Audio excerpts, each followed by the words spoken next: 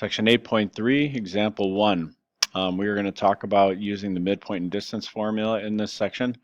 Let's start out with the definition of midpoint. So midpoint is the point on a segment that divides the segment into two congruent segments. You can see the rest of the definition there. So if I have a segment AB, the midpoint would be M, and you can see it divides AB into two congruent segments. So AM is the same length as MB. Now, the other thing, definition we have to start with here is segment bisector. A segment bisector is a point, ray, line segment, or plane that intersects a segment at its midpoint. So, again, I have point AB here, and I really should do this. Well, I'll do that later. Anyway, segment AB, there should be points on the end of this and not arrows. That was a screw up on my part, so there should be just a point here and there. Anyway, so you see how line L here is intersecting the segment at the midpoint M.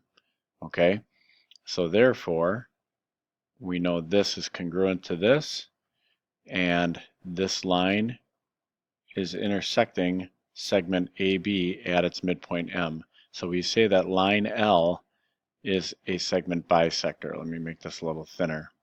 So line L, we would say bisects segment AB, meaning it cuts it in half. Okay? All right, so one example. In the skateboard design, segment VW bisects segment XY at point T, and XT is 39.9.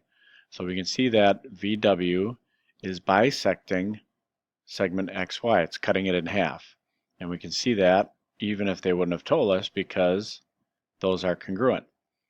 Now XT is 39.9. So from here to there is 39.9 centimeters. So how long must XY would be?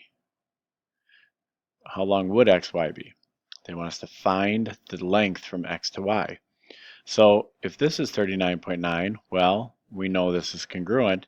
This must also be 39.9. So you can add 39.9 plus 39.9, or you could simply multiply 39.9 by 2. Either way, you are going to get XY is 79.8 centimeters. And that's example 1.